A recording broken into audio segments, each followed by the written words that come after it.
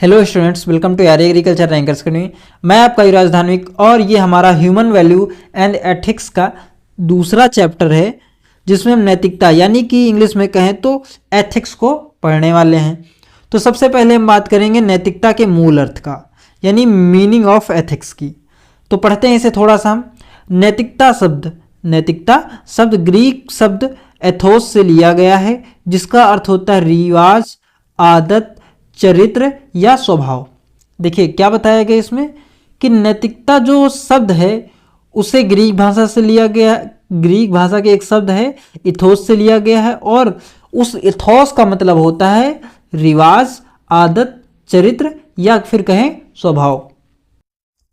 इसके आगे इसमें लिखा गया है कि नैतिकता मुख्य रूप से व्यक्ति और समाज के बीच अंतःक्रिया में मौजूद होती है।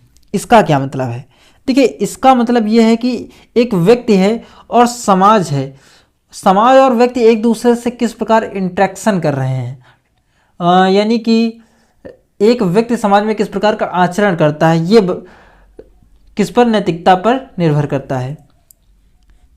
मनुष्यों के साथ बातचीत के माध्यम से नैतिकता लोगों को समाज में विश्वास और घनिष्ठ संबंध बनाने में मदद करती है। देखिए, जो मनुष्य होते हैं वो नैतिकता से एक दूसरे में यानी समाज में एक दूसरे के प्रति विश्वास बना सकते हैं और घनिष्ठ संबंध स्थापित कर सकते हैं। देखिए, घनिष्ठ संबंधों का आधार ही नैतिकता और विश्वास होते हैं। कहते नहीं, किसी रिश्ते को चलाए रखना है तो उसमें विश्वास होना बहुत जरूरी होता है। इसीलिए समाज में लोग एक दूसरे से नैतिक आचरण की अपेक्षा करते हैं। हम जब किसी व्यक्ति से मिलते हैं तो हम क्या चाहते हैं? हम चाहते हैं ना कि हम उसके साथ अच्छा व्यवहार करें और साथ ही वो भी हमारे साथ अच्छा व्यवहार करें। हम क्या चाहते हैं कि हम अच्छा व्यवहार करें, वो हमें सामने से गाली दे, या फिर हम ये चाहते हैं कि हाँ वो अच्छा व्यवहार करे, हम उसे गाली दें। हम नहीं ऐसा चाहते ना। हम एक दूसरे से अपेक्षा करते हैं कि हम लोग एक दूसरे से अच्छा व्यवहार करेंगे, और यह भी अपेक्षा करते हैं कि व्यक्तिगत लाभ के लिए दूसरे को चोट न पहुंचाया जाए। देखिए, जब हम समाज में रहते हैं तो एक दूसरे की सहायता करते हैं। अब यदि अपने एक व्यक्ति है जो समाज में रहता है और अब सिर्फ अपने लाभ के लिए दूसरों को क्षति पहुंचा रहा है, तो क्या वो समाज में रहने योग्य है? कदाचित नहीं। तो नैतिकता यह भी बताती है कि हम यदि लोगों को अपने लाभ के लिए हानि ना पहुंचाए तो ये अच्छा होगा, और इससे हमें समाज में एक अच्छा संबंध और विश्वास स्थापित करने में सहायता मिलेगी। उसके बाद आगे इसमें परिभाषा दे रखी गई है, तो परिभाषा की बात करते हैं।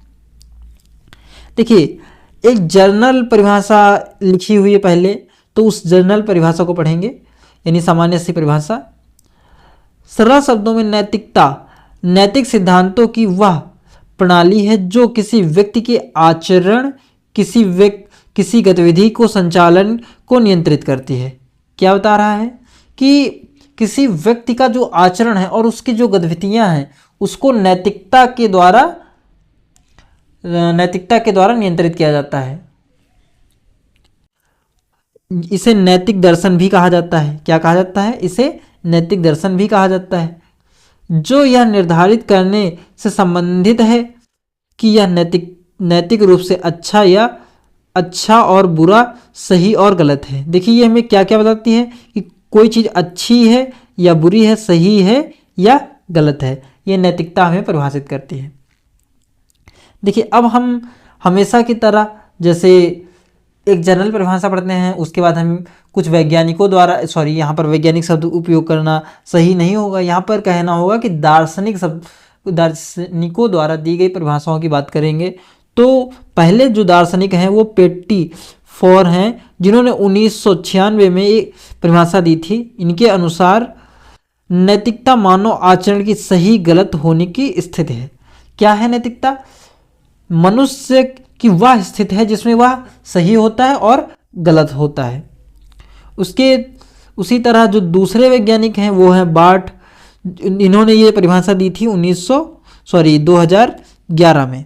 इन्होंने बताया कि नैतिकता को नैतिक सिद्धांतों और आचरण के नियमों के रूप में परिभाषित किया, जो मानव व्यवहार का निर्णय लेने में सहायक होते हैं। देखिए इन्होंने बताया कि नैतिकता क्या है। एक तो नियम, इनके अनुसार नैतिकता जो होती है नैतिक सिद्धांतों और आचरणों के रूप में इन्होंने बताया, और ये भी बताया कि ये निर्णय लेने में सहायक होती है। अब निर्णय ही तो लेंगे हम कि सामने वाले व्यक्ति के साथ कैसा व्यवहार करेंगे। नैतिकता और नैतिक सिद्धांतों के बीच अंतर। अब ये एक ऐसा टॉपिक है इस नैतिकता के अंदर जो पूछा जाता है। ये एक ऐसा क्वेश्चन है जो हर बार लगभग पेपर में पूछा जाता है। तो इस क्वेश्चन को आप सही से पढ़िए कि इनके बीच अंतर क्या है। तो हम पहले देखेंगे सही और गलत बनाम अच्छा बुरा, यानी इस दृष्टिकोण से देखने वाले हैं कि मॉरल्स क्या होते हैं और नैतिक क्या होते हैं। अगर हम सही गलत और अच्छे बुरे के अनुसार देखें तो नैतिकता यानी जो मॉरल होते हैं, जो मॉरल्स, देखिए यहाँ पर टर्म्स से मत कन्फ्यूज होइएगा। कई बार हिंदी में अच्छे शब्द नहीं मिलते या फिर एग्जैक्ट शब्द नहीं मिलते, ये कमी है, या फिर कह सकते हैं हम लोगों ने हिंदी और इंग्लिश को इस प्रकार से नहीं पिरो रखा है कि उचित शब्दों का हो पाए, इसलिए कन्फ्यूजन हो जाती है। तो इतना याद रखिए, मॉरल्स देखा जाएगा। मॉरल्स ये बताते हैं कि कौन सी चीज़ सही है, कौन सी गलत है। और नैतिकता और या फिर नैतिक सिद्धांत यानी जो एथिक्स है, ये बताती है कि कोई चीज़ अच्छी है या फिर बुरी है। अगर हम इसे इस एग्जाम्पल के थ्रू समझना चाहें कि इस्लाम धर्म है, वहाँ पर मांस खाना सही होता है, वहाँ पर मांस खाना गलत नहीं माना जाता।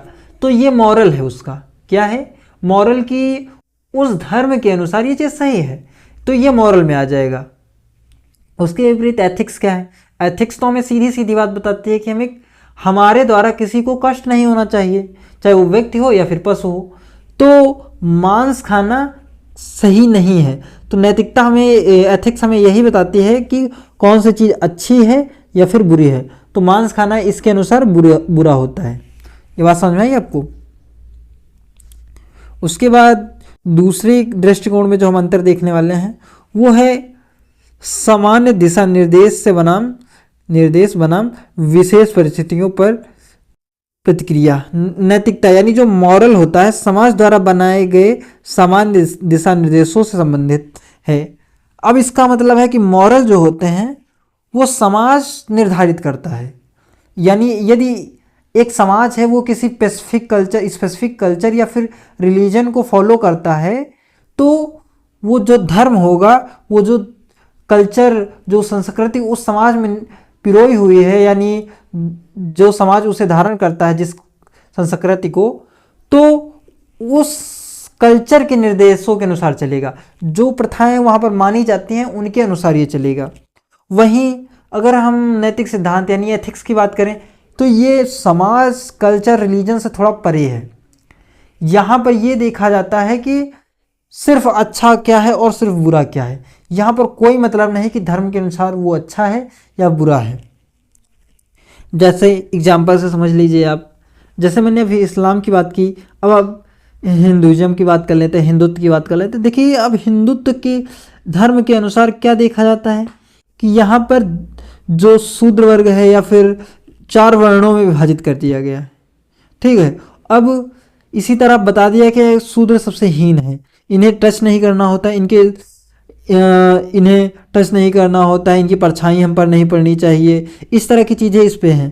तो धर्म के अनुसार तो वो तो सही है, लेकिन अगर हम बात करें क्या नैतिकता यानी जो एथिक्स है, एथिक्स के अनुसार ये सही है, तो इसका सीधा आंसर है गलत है, क्योंकि हम किसी व्यक्ति के साथ बुरा आचरण नहीं कर सकते। तो एथिक्स हमें ये बताती है। और मॉरल्स क्या होते हैं? ये सिद्धांत होते हैं। अब धर्म का पालन तो करेगा ही जो व्यक्ति मॉरल्स पे चलता है, ओके। तो इसलिए हमें नैतिक बनना चाहिए, हमें अपने एथिक्स को पालन करना चाहिए, ना कि मॉरल्स का। अब बात करते हैं मूल शब्द का अर्थ। क्या बात करेंगे? मूल शब्द के अर्थ की बात करें तो नैतिकता यानी मॉरल जो शब्द की उत्पत्ति है वो मॉस से हुई है। ये भी एक ग्रीक शब्द है जिसका मतलब होता है रीति रिवाज। ये रीति रिवाज व्यक्ति के समूह या किसी प्राधिकरण द्वारा निर्धारित किए जाते हैं। वही बात क्या है कि मॉरल्स जो हैं किसके द्वारा निर्धारित किए जाते हैं? किसी समूह द्वारा या फिर प्राधिकरण द्वारा। वहीं पर अगर हम बात करें कि एथिक्स की, तो ये भी ग्रीक शब्द ही है, एथोस से उत्पन्न हुआ है। इसका मतलब चरित्र, चरित्र व्यक्ति का गुण होता है। देखिए इस एथिक्स का मतलब क्या है, चरित्र होता है। और चरित्र क्या होता है, तो चरित्र व्यक्ति का एक गुण होता है, ये बात लिखी हुई है। कई बार चीजें जैसे लिखी होती हैं वो व्यक्ति वैसे समझ नहीं पाता, इसीलिए टीचर की आवश्यकता होती है।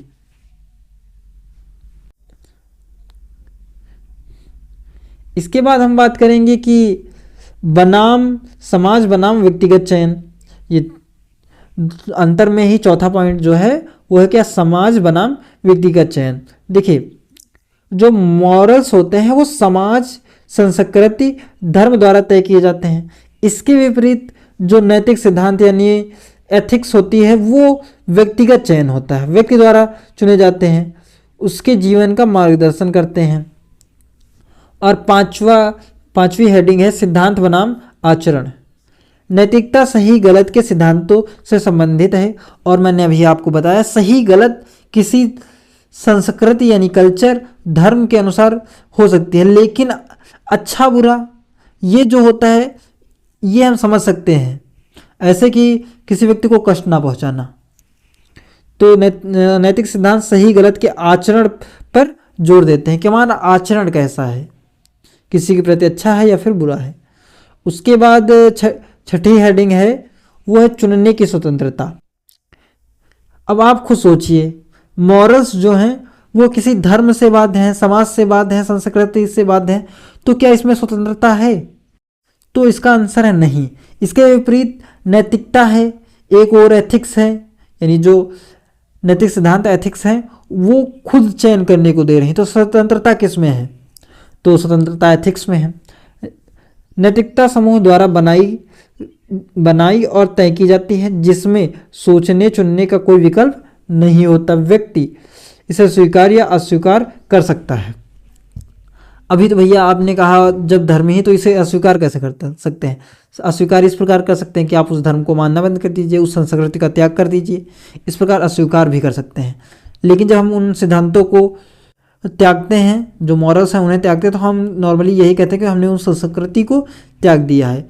उसके विपरीत जो नैतिक सिद्धांत की बात करें तो व्यक्ति अपने जीवन के सिद्धांतों को सोचने और चुनने के लिए स्वतंत्र होता है। यहाँ पर व्यक्ति ही निर्णय लेता है कि ये चीज़ अच्छी है या फिर बुरी है।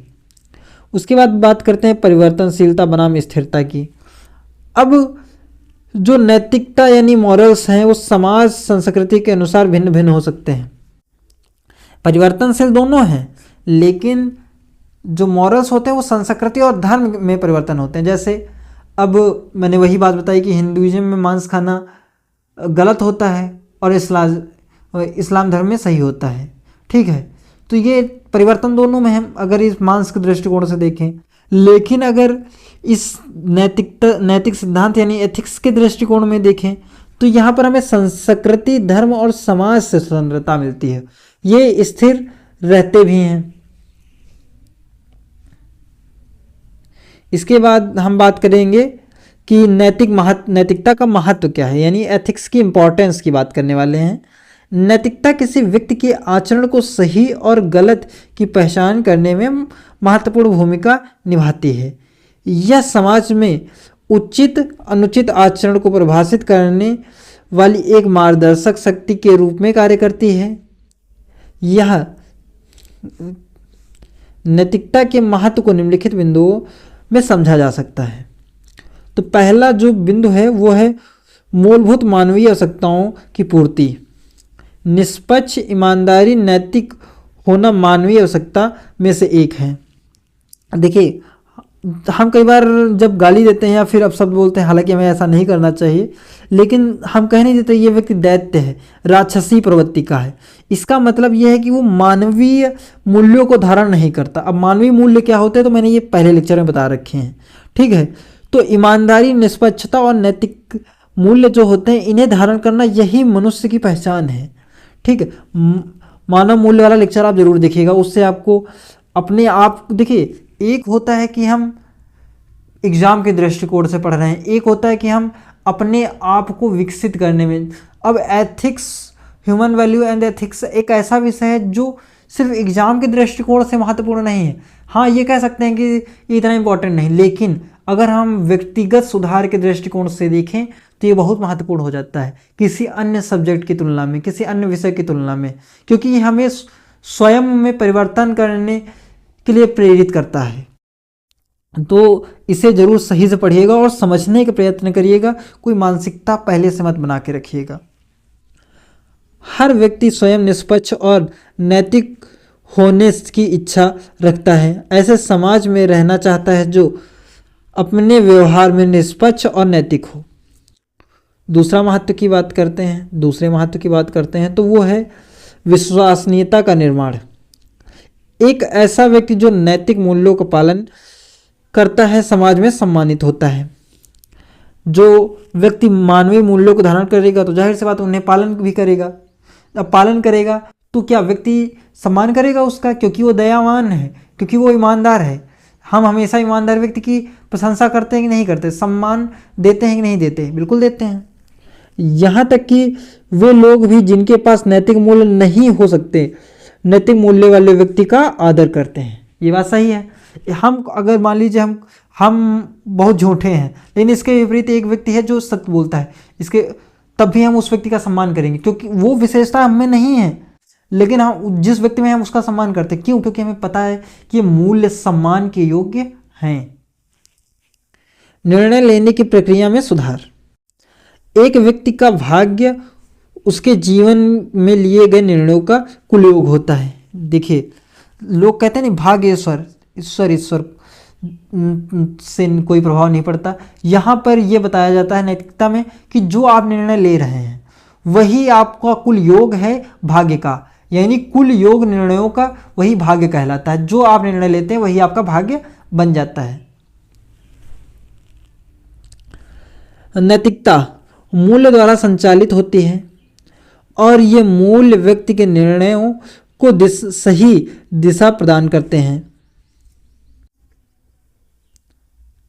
समाज की सुरक्षा।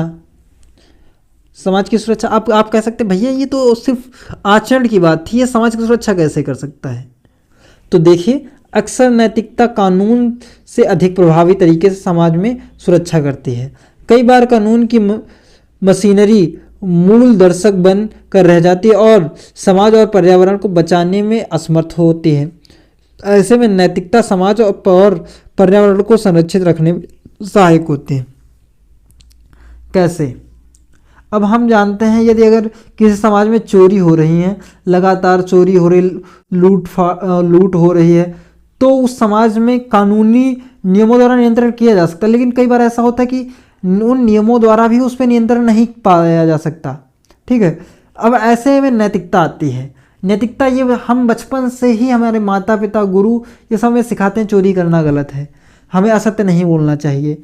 अब जो व्यक्ति चोरी नहीं करता, लूटफाट नहीं करता, हिंसा नहीं करता, क्या वो एक अच्छे समाज का निर्माण करेगा? हाँ, वो एक अच्छे समाज का निर्माण करेगा। इसी प्रकार कह सकते हैं कि वो समाज की सुरक्षा के में भी नैतिकता का एक महत्वपूर्ण योगदान है। सामंजस्यपूर्ण और अनुकूल वातावरण का निर्माण। नैतिकता समाज में सही गलत का बोध कराने का प्रयास करती है।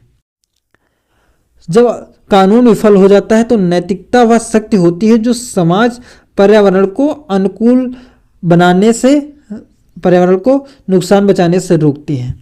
देखिए, मैंने एक मूवी देखी थी बैटमैन द डार्क नाइट, हाँ द डार्क नाइट ही थी, ठीक है, जिसमें जोकर वाला कैरेक्टर था। तो उसमें एक कैरेक्टर था जो शुरुआत में बहुत अच्छा था और बाद में वो इविल हो जाता है। वो एक लॉयर रहता है और लोग उसकी काफ़ी प्रशंसा करते हैं। हाँ, इविल हो जाता है मतलब बाद में लोगों को हानि पहुंचाता है। तो जो इविल वाला साइड होता है तो बाद में उसे छिपा दिया जाता है। तो उस समय ये ताकि समाज में एक प्रेरणा स्थापित की जा सके कि एक व्यक्ति है जो बिना हिंसा के भी नियमों का पालन करते हुए समाज को सुधार सकता है, सिर्फ इस संदेश को देने के लिए। वो बैटमैन द डार्क नाइट ये वाली मूवी थी, मैंने उसे देखी थी तो याद आ गई तो बता दिया। ये हमें चीज़ें सिखाती हैं, हमें सीखनी चाहिए ये चीज़ें भी, क्योंकि जब हम ऐसे विषय पढ़ते हैं तो हमारा सिर्फ पढ़ के मार्क्स पा लेना ही उद्देश्य नहीं होता, हमें इनसे सीखना भी होता है। नैतिकता के निर्धारक, डिटर्मिनेंट्स ऑफ एथिक्स। नैतिकता कई कारकों से प्रभावित होती है। यही कारण है कि दुनिया भर में नैतिक मूल्यों में समानता नहीं होती। ये कारक विभिन्न स्तरों पर मानव व्यवहार को प्रभावित करते हैं और अंततः नैतिक मानकों में परिलक्षित होते हैं। नैतिक प्रक्रियाओं व भौगोलिक सीमाओं के आधार पर भी भिन्न होती हैं। नीचे नैतिकता के मुख्य निर्धारक दिए गए हैं, यानी इसमें हम ये पढ़ेंगे कि नैतिकता को निर्धारित करने वाले कारक कौन से हैं, ऐसे कौन से कारक हैं जो ऐसे फैक्टर्स हैं, डिटर्मिनेंट्स हैं जो नैतिकता को निर्धारित करते हैं। तो पहला है रिलीजन, यानी धर्म। क्या है? रिलीजन। धर्म नैतिक मानकों की सबसे प्राचीन नींव में से एक है। देखिए, मैंने अपने मानव मूल्य वाले उसमें कहा था कि जो धर्म मानव मूल्यों को धारण नहीं करता, नैतिकता को धारण नहीं करता, वो धर्म नहीं, सिर्फ पाखंड है। और ये सत्य है, मैं अपनी इस बात पर अड़िग हूँ, चाहे कोई कुछ भी कहे। ठीक है, तो हम इसी प्रकार ये भी तो कह सकते हैं कि जो नैतिकता के मूल्य हैं वो धर्म पर भी निर्भर करते हैं।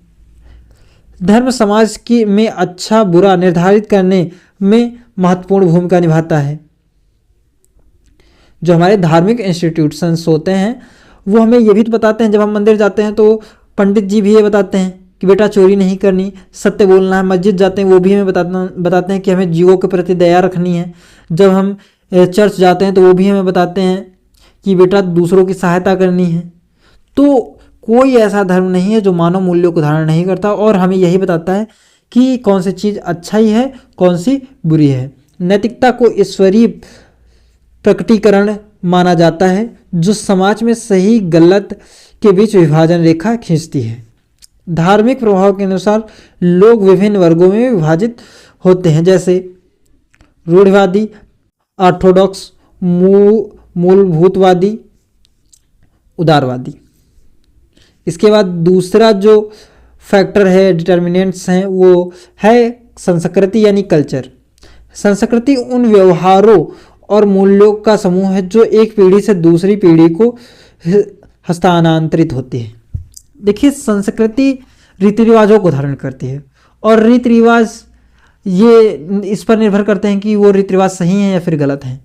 और ये रीति रिवाज एक पीढ़ी से दूसरी पीढ़ी में स्थानांतरित होते हैं। यदि रीति रिवाज अच्छे हुए तो वो अगली पीढ़ी में जाएंगे, तब तो अच्छी बात है। यदि वो बुरे हुए और पीढ़ी में गए तब तो वो समाज में अच्छा प्रभाव डालेंगे, नहीं डालेंगे। ठीक है, यह तय करती है कि सही गलत, क्या सही है और क्या गलत है। संस्कृति कुछ व्यवहारों को स्वीकार्य और कुछ अस्वीकार्य के रूप में परिभाषित करती है। वही तो चीज़ है, मैंने अभी बताया कि जो चीज़ बुरी हैं उन्हें संस्कृति स्वीकार्य नहीं करती। हालांकि कुछ चीज़ें गलत हैं उसके बाद भी उन संस्कृतियों में देखने को मिलती हैं, जैसे छुआछूत और जीव हत्या, बलि प्रथा, सती प्रथा, ये ऐसी बहुत सारी चीज़ें होती हैं। और बाल विवाह जो पीछे देखने को मिली थी, और जब लोगों को रियलाइज हुआ कुछ चीज़ें गलत हैं तो उनके विरुद्ध आंदोलन हुए। हालांकि बहुत सी चीज़ों पर अभी पूर्णतः रोक नहीं लगी है, लेकिन हम कोशिश करेंगे तो ज़रूर लग जाएगी। उसके बाद जो एथिक्स को डिटर्मिनेंट्स हैं वो है तीसरा कानून। कानून राज्य की कानूनी प्रणाली द्वारा निर्धारित प्रक्रियाओं और आचरण का कोड है।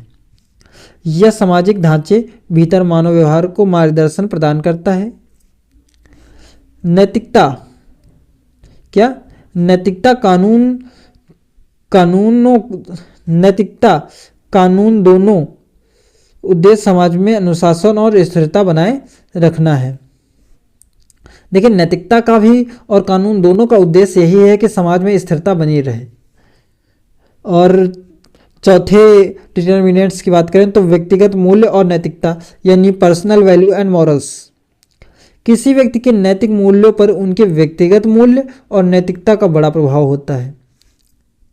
यह एक महत्वपूर्ण कारक जो नैतिक व्यवहार को प्रभावित करता है वह है नियंत्रण का स्थान, यानी लोकस ऑफ कंट्रोल।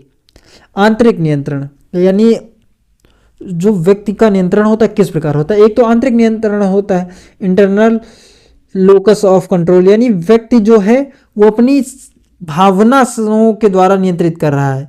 व्यक्ति यह मानता है कि वह अपने जीवन की घटनाओं को नियंत्रित कर सकता है। उसके बाद आता है एक्सटर्नल लोकस ऑफ कंट्रोल, यानी बाहरी नियंत्रण। यहाँ पर व्यक्ति यह मानता है कि जीवन भाग्य, किस्मत और अन्य लोगों द्वारा प्रभावित होता है। इसके बाद आते हैं पारिवारिक प्रभाव यानी फैमिली इन्फ्लुएंस। व्यक्ति के नैतिक मानक बचपन से ही उनके माता पिता व्यवहार की धारणा के आधार पर बनते हैं। तो हम कहते नहीं कि हम जिस समाज में रहते हैं, जिस वातावरण में रहते हैं, वो ऐसा हम पर प्रभाव पड़ता है। तो हम माता पिता के साथ हमेशा रहते हैं, तो हमारे माता पिता जिन चीज़ों को फॉलो करते हैं नॉर्मली वही चीज़ें वो बच्चा भी फॉलो करना चालू कर देता है। यदि परिवार के सदस्य उच्च नैतिक मानकों का पालन करते हैं तो व्यक्ति भी उच्च नैतिक मानकों को अपनाने की संभावना रखता है। जैसे अगर कोई माता पिता हैं किसी धर्म को फॉलो करते हैं तो बच्चे को वो चीज़ सिखाएं ना सिखाएं, बच्चा स्वयं सीख जाता है। ओके, यही चीज़ होती है कि उसी प्रकार नैतिकता है। अगर कोई अच्छी फैमिली है जो नैतिक मूल्यों को पालन करती है, जो सच बोलती है, ईमानदार है, ठीक है, इन सब चीज़ों को बच्चा देखता है, उनसे सीख लेता है। सहकर्मी प्रभाव यानी पीयर इन्फ्लुएंस। सहकर्मी वे सहयोगी हैं जो हमारे दैनिक कार्यों में हमेशा हमारे आसपास रहते हैं। सहकर्मियों का व्यवहार दृष्टिकोण व्यक्ति के जीवन में निर्णय लेने की प्रक्रिया को प्रभावित करता है। नैतिक निर्णय लेने में सहकर्मी का एक महत्वपूर्ण भूमिका निभाते हैं। यहाँ सीधा सीधा मतलब दोस्तों से या फिर उन व्यक्तियों से जो हमारे साथ कार्य करते हैं, क्योंकि हम उनके विचारों से भी तो सीखते हैं, वो कैसा व्यवहार कर रहे हैं। कहते हैं संगत का प्रभाव पड़ता है, यानी अपने दोस्तों को सही से चुने, वही चीज़ है ये। उसके बाद है जीवन का अनुभव। जीवन का अनुभव लाइफ एक्सपीरियंस। व्यक्ति के जीवन का अनुभव नैतिक अवधारणाओं जैसे सही गलत स्वीकार्य का विश्लेषण करते हैं। ये अनुभव नैतिक दायित्वों के संभावित स्रोतों जैसे ईश्वर, मानव तर्क, खुशी की इच्छा को समझने में मदद करते हैं। जीवन के अनुभव व्यक्ति और समूह के लिए सही आचरण को सिद्धांत स्थापित करने में सहायक होते हैं। देखिए मैंने अभी जो आपको बैटमैन द डार्क नाइट वाला एग्जाम्पल दिया था उस लॉयर का, तो वही चीज़ है जीवन का अनुभव। वो व्यक्ति पहले बहुत अच्छा था, बाद में वो चेंज हो गया क्योंकि उसने एक अपने प्रिय व्यक्ति को खो दिया।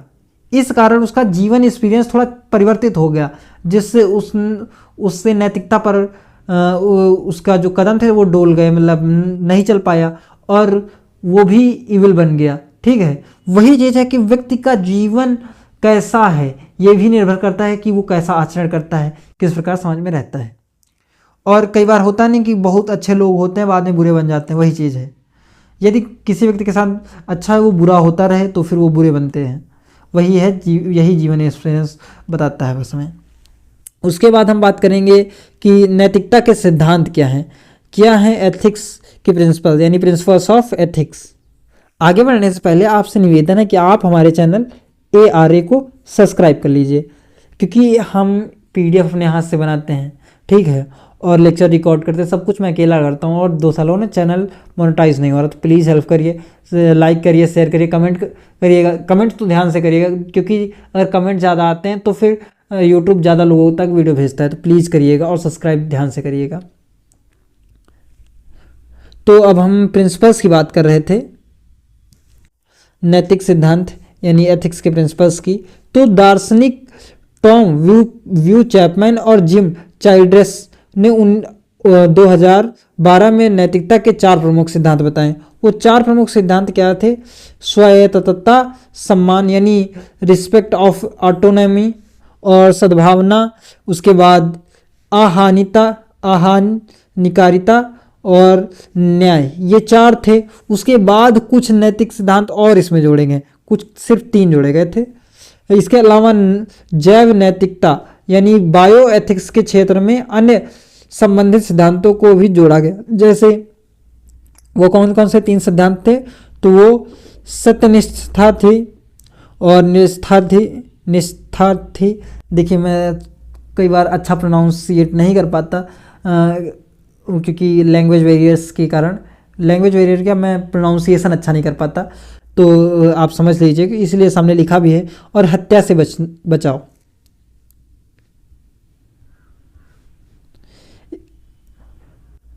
अब एक एक करके पढ़ते हैं इन्हें। तो नैतिकता के प्रमुख सिद्धांत निम्नलिखित हैं। व्यक्ति का सम्मान, प्रत्येक व्यक्ति के व्यक्तिगत मूल्यों और विश्वासों के आधार पर निर्णय लेने, विचार रखने और कार्य करने के अधिकार का सम्मान करना चाहिए। इसका सीधा सीधा मतलब यह है कि यदि कोई व्यक्ति हमारे विचारों से सहमत नहीं है, हमारे विपरीत विचारों को धारण करता है, तो हमें उसका सम्मान करना चाहिए। ठीक है, उसकी इंडिविजुअलिटी का सम्मान करना चाहिए कि हाँ कोई व्यक्ति है जो हमसे अलग विचारों को धारण कर सकता है। और ये जरूरी नहीं कि वो व्यक्ति हाँ सही ही हो सकता है कई बार आप ही सही हो, लेकिन ऐसा भी तो हो सकता है वो व्यक्ति ही सही हो, आप गलत हो। इसलिए हमें जो उदारवादी बनना चाहिए, उसके विचारों को भी सुनना चाहिए और अपने विचारों पर ध्यान देना चाहिए। अगर वो सही है तो हमें अपने विचारों में परिवर्तन की आवश्यकता होती है, और यदि वो गलत है तो हमें अपने विचारों को उसके समक्ष रखना चाहिए, लेकिन शांतिपूर्ण तरीके से। इसका मतलब ये नहीं कि हिंसा की जाए उस व्यक्ति के साथ। उसके बाद बात करते हैं जस्टिस की। क्या? जस्टिस की यानी न्याय की। अन्य लोगों के साथ सम्मान व्यवहार करना और लाभ बोझ के समान रूप से वितरित करना। न्याय क्या होता है कि हम सम्मान के साथ साथ जो लाभ हो एक दूसरे के साथ बराबर बांटें, और जो बोझ है वो भी एक दूसरे से बांटें। उसके बाद अहानिकारिता। अहानिकारिता का मतलब यह है कि हम जानबूझकर किसी को क्षति ना पहुंचाएं, यानी क्षति ना पहुंचाएं, नुकसान ना करें, ये सब हमारी जिम्मेदारियां हैं। उसके बाद है नंबर 4 पर सद्भावना। सद्भावना हमें ये बताती है कि व्यक्ति के लाभ प्रदान करना और उनके कल्याण में योगदान करना, या उन कार्यों को संदर्भित करता है जो दूसरों के लाभ के लिए कार्य करते हैं। निष्ठा की बात कर लेते हैं। यह सिद्धांत निष्ठा और वफादारी की मांग करता है और इसमें वादों को निभाना, अपेक्षित कार्य करना, अपने कर्तव्यों को पूरा करना, भरोसेमंद होना शामिल है। हम जब कहते हैं कि वो व्यक्ति निष्ठावान है तो हम क्या कहते हैं? क्योंकि वो हमारी अपेक्षाओं के अनुसार कार्य करता है, हम उस पर विश्वास कर सकते हैं और वो अपने कर्तव्यों को पूरा करता है, तभी तो हम कहते हैं वो निष्ठा को धारण करता है, निष्ठा नामक गुण को धारण करता है, यानी वो निष्ठावान है। उसके बाद बात करते हैं सत्यनिष्ठा। देखिए सत्यनिष्ठा क्या होती है? सत्यनिष्ठा का सिद्धांत दूसरों के साथ बातचीत में दूसरों के साथ बातचीत में ईमानदारी, सच्चाई बनाए रखने की आवश्यकता पर जोर देता है। और उसके बाद हत्या। क्या? हत्या से बचाओ। हत्या से बचाओ से तात्पर्य यह है कि नैतिक विचार ये कहता है कि हमें किसी की, व्यक्ति की या जीव की हत्या नहीं करनी चाहिए, लेकिन इसमें जो लिखा है वो भी पढ़ लेते हैं। हत्या के बचाव एक नैतिक विचार है जो यह दर्शाता है कि मानव जीवन पवित्र है। यह स्वास्थ्य सेवाओं से संबंधित विवादों में विशेष रूप से प्रासंगिक है। नैतिकता के विशेष क्षेत्र हैं, यानी सब्जेक्ट एरियाज ऑफ एथिक्स, इनकी बात करेंगे अब हम। नैतिकता के उन विशेष क्षेत्रों में पहला जो क्षेत्र है वो है मेटा एथिक्स। उसके बाद आता है सामान्य एथिक्स यानी नॉर्मलिटी एथिक्स। उसके बाद आता है व्यवहारिक नैतिकता यानी अप्लाइड एथिक्स। तो सबसे पहले हम बात करेंगे मेटा एथिक्स की। मेटा एथिक्स में होता क्या है कि मेटा एथिक्स नैतिक अवधारणाओं की उत्पत्ति और उनके अर्थ का अध्ययन करते हैं। ये क्या बताती है? ये बताती है यदि कोई विचार बहुत पहले किसी दार्शनिक द्वारा दिया गया तो उस विचार की उत्पत्ति को पता लगाने में सहायक होगी, और क्योंकि समय परिवर्तित हो गया है तो उस सिद्धांत उस विचार के वास्तविक अर्थ को समझने में सहायक होते हैं। इसमें नैतिक अर्थशास्त्र से लेकर नैतिक ज्ञान शास्त्र तक के मुद्दे शामिल होते हैं। इसके प्रमुख मुद्दों की बात करें तो मेटाफिजिक्स मुद्दे यानी मेटाफिजिकल इशूज हैं। यह प्रश्न करता है कि नैतिकता मानव अस्तित्व के रूप में स्वतंत्र रूप में मौजूद है या नहीं। उसी तरह दूसरा है मानववैज्ञानिक मुद्दे यानी साइकोलॉजिकल इशूज। इसमें ये बात करते हैं कि नैतिक निर्णयों और आचरण के मानसिक आधार पर समझने की कोशिश करता है। यह हमारे नैतिक निर्णयों और आचरण के मानसिक आधार को समझने की कोशिश करता है। ये बताता है यदि कोई चीज़ निर्णय ली गई है तो ये क्यों ली गई है, ये उस समय उस व्यक्ति की मानसिक स्थिति क्या रही होगी। उसके बाद जो दूसरा क्षेत्र है वो है सब्जेक्ट, वो है सामान्य नैतिकता यानी नॉर्मेटिव एथिक्स। सामान्य नैतिकता सही गलत आचरण को नियंत्रित करने वाले नैतिक मानकों तक पहुंचने का प्रयास करती है। यह उचित आचरण के लिए एक आदर्श प्रशिक्षण खोज का प्रयास है। उसके बाद आती है अप्लाइड एथिक्स, व्यवहारिक नैतिकता यानी अप्लाइड एथिक्स। व्यवहारिक नैतिकता नैतिक विचारों के व्यवहारिक अनुप्रयोगों को संदर्भित करती है। यह वास्तविक दुनिया के कार्यों और उनके नैतिक विचारों के साथ संबंधित है। अब हम बात करते हैं अप्रोचेस ऑफ एथिक्स यानी नैतिकता के दृष्टिकोणों की बात कर लेते हैं। नैतिकता को समझने के विभिन्न दृष्टिकोण हमें जटिल परिस्थितियों में नैतिक निर्णय लेने में मदद करते हैं। ये दृष्टिकोण इस बात पर ध्यान केंद्रित करते हैं कि विशेष परिस्थितियों में नैतिक कार्य जैसे निर्धारित किए जाएं। रेड्डी और आजमेरा 2015 के अनुसार नैतिकता के दृष्टिकोण निम्नलिखित हैं, यानी नैतिकता के जो अप्रोचेस हैं निम्नलिखित हैं। पहली अप्रोच जो है वो है उपयोगितावादी दृष्टिकोण यानी यूटिलिटेरियन अप्रोच। ये इसमें हम क्या पढ़ते हैं, इसमें पढ़ते हैं कि यह दृष्टिकोण परिणामों पर ध्यान केंद्रित करता है, अच्छे को बढ़ाने और नुकसान को कम करने का प्रयास करता है। उपयोगितावादी दृष्टिकोण यह क्रियाएं चुनता है जो अधिकतम लाभ और न्यूनतम नुकसान प्रदान करती हैं। यह दृष्टिकोण सबसे बड़ी संख्या के लिए सबसे अच्छा होता है, अच्छा के सिद्धांत पर आधारित होता है। इसमें सिर्फ ये होता है जो चीज़ बड़ी संख्या में है उसे लाभ पहुंचाने पर केंद्रित होता है, बेशक किसी छोटी संख्या के लोगों को नुकसान पहुंच जाए।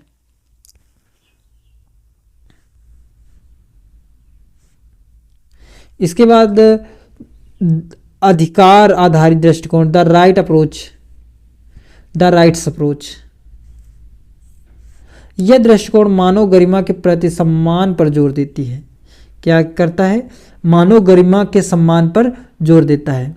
यह मानता है कि लोगों में स्वतंत्र रूप से निर्णय लेने, अपने जीवन के साथ क्या करना है यह चुनने की क्षमता है। इस दृष्टिकोण में प्रत्येक व्यक्ति के मूल नैतिक अधिकारों का सम्मान करना आवश्यक है। देखिए इसका जैसे नाम ही है द राइट्स अप्रोच, यानी इसमें व्यक्ति के जो उसके राइट्स हैं, जो उसके अधिकार हैं, उसकी रक्षा की जाती है और ये माना जाता है कि वो व्यक्ति स्वयं के निर्णय लेने में सक्षम है।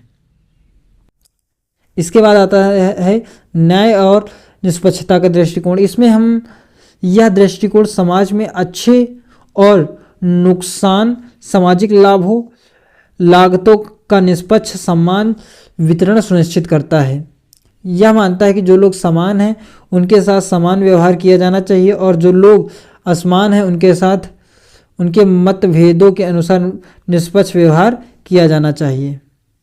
इसका मतलब यह है कि सभी व्यक्तियों के साथ समान व्यवहार करना चाहिए। उसके बाद आती है सामान्य भलाई दृष्टिकोण कॉमन गुड्स अप्रोच। यह दृष्टिकोण मानता है कि समाज में व्यक्तियों का व्यक्तिगत लाभ सामुदायिक लाभ से जुड़ा हुआ है। यह सामूहिक भलाई को प्राथमिकता देता है। इसके बाद आते हैं गुण आधारित अप्रोच यानी दृष्टिकोण। यह नैतिकता का प्रारंभिक दृष्टिकोण है। यह मानता है कि नैतिक क्रियाएं कुछ आदर्श गुणों के अनुरूप होनी चाहिए जो हमारी मानवता के पूर्ण विकास के लिए महत्वपूर्ण है। यह दृष्टिकोण हमें उन आदर्शों की ओर बढ़ाने के लिए प्रेरित करता है जो मानव विकास को बढ़ावा देते हैं। इसके बाद हम कंपोनेंट्स की बात करेंगे कि एथिक्स और नैतिकता के कंपोनेंट्स क्या हैं। देखिए मेरा बोलते बोलते गला हो गया। देखिए अब आप लोग करिएगा सब्सक्राइब चैनल को। तो पहला कंपोनेंट जो है वो ईमानदारी, ऑनेस्टी। ईमानदारी नैतिक चरित्र का एक पहलू है जो सकारात्मक और गूढ़ी विशेषताओं जैसे सत्यनिष्ठा, सत्यता, स्पष्टता, धोखाधड़ी, चोरी, झूठ आदि की अनुपस्थिति को दर्शाता है। ईमानदारी क्या है कि जब किसी व्यक्ति में न झूठ बोलता हो, न धोखाधड़ी करता हो और सत्यनिष्ठा हो तो वो ईमानदारी को धारण करता है। इसमें विश्वास पात्र, वफादार, निष्पक्ष, ईमानदार होना शामिल है। उसके बाद बात करेंगे अखंडता की। अखंडता में क्या होता है? अखंडता ईमानदारी के साथ मजबूत नैतिक सिद्धांतों और मूल्यों के प्रति अडिग रहने की प्रक्रिया है। इसे किसी के कार्यों के सच्चाई और सटीकता के रूप में देखा जा सकता है। अडिगता जैसे नाम शब्द से समझ में आता है किसी चीज पर स्थिर रहना। उसके बाद आता है पारदर्शिता। पारदर्शिता का अर्थ है कि ऐसे तरीकों से कार्य करना कि दूसरों के लिए देखना आसान हो सके कि कौन से कार्य किए गए हैं। यह खुलेपन, संचार, जवाबदेही का संकेत देता है। उसके बाद आती है चौथा जो कंपोनेंट है वो है जवाबदेही। जवाबदेही नैतिकता में जवाबदेही का अर्थ है उत्तरदायित्व, दोषारोपण, देयता, उत्तरदायित्व की अपेक्षा। यह जिम्मेदारियों, कार्यनीतियों और निर्णयों के लिए उत्तरदायित्व स्वीकार करने और उनके परिणामों के लिए उत्तरदायी होने का दायित्व है। जवाबदेही का मतलब क्या होता है? जब हम किसी चीज़ के लिए रिस्पॉन्सिबल होते हैं तो हमें उसके प्रति जवाबदेही रखनी पड़ती है। उसके बाद गोपनीयता। गोपनीयता नियमों, वादों का एक समूह है जो कुछ प्रकार की जानकारी तक पहुंचने को सीमित करता है। इसे आमतौर पर गोपनीयता समझौता के माध्यम से लागू किया जाता है। देखिए गोपनीयता यह है कि यदि आपने किसी चीज़ को गोपनीयता यह है कि किसी व्यक्ति ने आपको कोई बात बताई और आपसे उम्मीद की कि आप किसी और को नहीं बताएंगे, बस वही है गोपनीयता। निष्पक्षता है कि स्वार्थहीनता, तथ्यात्मकता और गैर पक्षपातित्व। देखिए इसमें यह होता है आप तथ्यों पर ध्यान केंद्रित करेंगे और स्वार्थहीन रहेंगे और किसी पक्ष से जुड़ा हुआ नहीं होंगे जब आप न्याय कर रहे होंगे। इसमें सत्य पर आधारित निर्णय लेना शामिल होता है और जब आप न्याय कर रहे हो तो सत्य और तथ्यों को ध्यान में रखते हुए निर्णय लें। उसके बाद सातवां कंपोनेंट है सम्मान, रिस्पेक्ट। ठीक है, सम्मान का अर्थ है किसी व्यक्ति वस्तु के प्रति सकारात्मक भावना और क्रिया दिखाना जो महत्वपूर्ण मानी जाती है। इसमें किसी गुण के लिए प्रशंसा, उनकी जरूरतों, भावनाओं के लिए देखभाल और चिंता शामिल है। आठवां है कानून का पालन करना। कानून नियमों की एक ऐसी प्रणाली है जो समाज, सरकारी संस्थाओं के माध्यम से व्यवहार को नियंत्रित करने के लिए बनाई और लागू की गई हैं। यह सुनिश्चित करता है कि लोग और समुदाय राज्य की इच्छाओं का पालन करें। उसके बाद आता है निष्ठा। आखिरी में लॉयल्टी। अब लॉयल्टी के अनुसार लॉयल्टी होती क्या है? निष्ठा का अर्थ है कि किसी